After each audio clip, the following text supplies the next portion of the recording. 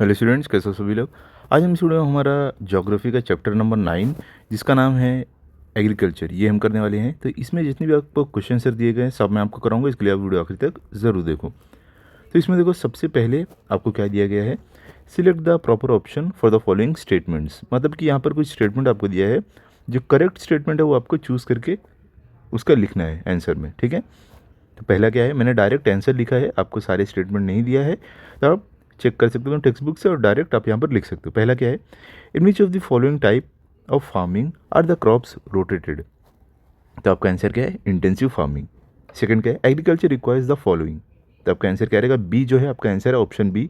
उसमें क्या है, use of animals, implement machines and man power, ठीक है। तो ये आपका आंसर है। थर्ड में क्या है, in India agriculture has developed because. तो आपका आंसर क्या रहेगा, देखो डी आपका ऑप्शन डी जो है आपका आंसर है। In India factors like climate, soils, water etcetera are conducive, ठीक है।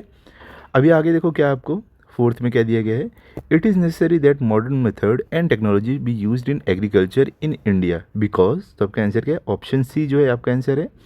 इसमें क्या आप लिखोगे, because population is growing and there are agro based industries, ठीक है। इस तरीके से आपको लिखना है। आगे चलते हैं अभी। अब देखो सेकंड में आपको क्या दिया गया है, give short answers for the following questions. इसमें क्या है, पहला तो जितने भी क्वेश्चन है सबके आपको शॉर्ट में आंसर देने हैं। तो पहला क्या है, describe the importance of irrigation for agriculture.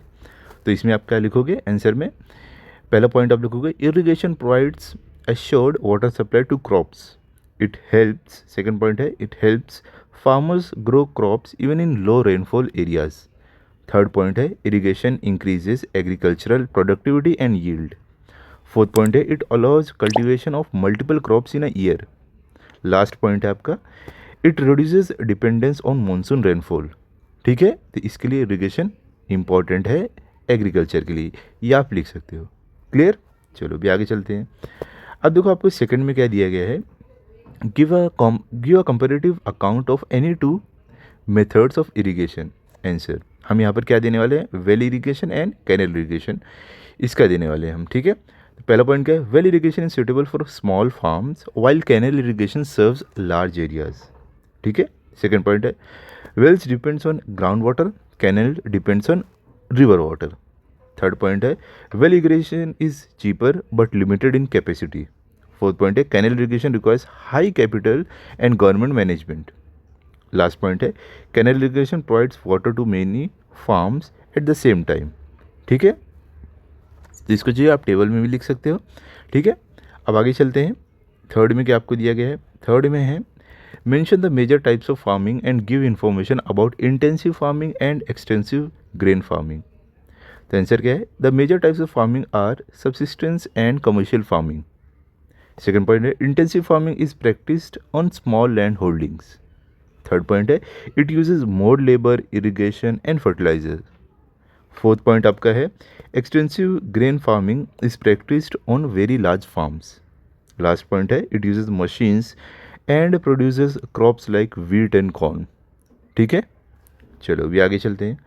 अब क्वेश्चन नंबर 4 में आपको क्या दिया गया है, यहाँ पर है आपको describe the characteristic of plantation farming. तो आप आंसर में क्या लिखोगे, plantation farming is a type of commercial farming. अगला point second, it is practised on large state of 40 hectares और more. Third point, single crops like tea, coffee and rubber are grown. Fourth point, it requires skilled labour and scientific methods. Fifth point है, the produce is mainly meant for export, ठीक है। आगे चलते हैं अभी fifth में। Fifth में क्या है, which are crops cultivated in your area, what are the geographical reasons for that. तो आप आंसर में क्या लिख सकते हो, crops like rice, wheat, vegetables and pulses are cultivated, the area receives sufficient rainfall, fertile soil is available for cultivation, adequate irrigation facilities exist, suitable climate supports crop growth, ठीक है। ये पॉइंट लिख सकते हो, अगर आपको अपने हिसाब से लिखना है यहाँ पर पॉइंट आप अपने हिसाब से भी मेंशन कर सकते हो। समझ गए, ठीक है। चलो भी आगे बढ़ते हैं। अब क्वेश्चन नंबर 6 जो हमारा लास्ट क्वेश्चन इस चैप्टर का, इसमें क्या दिया गया है, why is agriculture in India seasonal in nature, what are the difficulties for perennial agriculture. तो आंसर क्या है आपका, पहला point, Indian agriculture depends largely on monsoon rainfall, ठीक है, बारिश पे ज़्यादातर डिपेंड करता है इंडियन एग्रीकल्चर, जो खेती है वो। सेकंड पॉइंट क्या है, crops are grown according to seasons like kharif and rabi. तो जो क्रॉप है, जो अनाज उगते हैं वो सीज़न के हिसाब से उगाए जाते हैं, जैसे कि खरीफ और रबी। थर्ड क्या है, uneven rainfall affects year round farming. बोले कि अगर बारिश अच्छे से नहीं हो, रुके, ज़्यादा बारिश कम बारिश हो, तो इससे क्या होता है, जो फार्मिंग होती है पूरे साल उस पर इफेक्ट होता है, उस पर असर पड़ता है। ठीक है। फोर्थ क्या है, limited irrigation facilities restrict perennial agriculture. और इरिगेशन बहुत लिमिटेड होने की वजह से जो पेरिनियल एग्रीकल्चर है इस पर भी अफेक्ट पड़ता है, असर पड़ता है। ठीक है। अगला है फिफ्थ पॉइंट क्या है, high cost and water scarcity make perennial farming difficult. क्या बोलते हैं, बहुत ज़्यादा कॉस्ट होने की वजह से और पानी की कमी होने की वजह से जो पेरिनियल फार्मिंग है ये भी डिफ़िकल्ट हो जाती है, ये भी मुश्किल हो जाती है। ठीक है, समझे आप। यहाँ पर हमारा सिक्स हो गया है। तो यहाँ पर देखो ये सारे जो आंसर्स है मैंने दिया है पॉइंट वाइज, तो आप इसको इस तरीके से लिख सकते हो। ठीक है। तो यहाँ पर हमने जो भी सिलेक्ट द प्रॉपर ऑप्शंस जो था ये कर लिया है हमने, और आंसर द फॉलोइंग जो था वो कर लिया है। तो आई होप हर एक चीज़ आपको अच्छे से समझ गई होगी इसमें। अब इसको अच्छे से लर्न कर लो, और जो भी अगर आपको डाउट रहे आप पूछ सकते हो। यहाँ पर देखो एक क्वेश्चन जो आपका था यहाँ पे, give a comparative account of any two methods of irrigation. तो ये जो हमने दो irrigation, well irrigation, canal irrigation का ये कंपैरेटिव एक बनाया था, तो इसको आप क्या कर सकते हो, चाहिए तो टेबल में भी लिख सकते हैं। यहाँ पर आप वेल इरिगेशन लिख देना टेबल में, और दूसरी साइड कैनल इरिगेशन।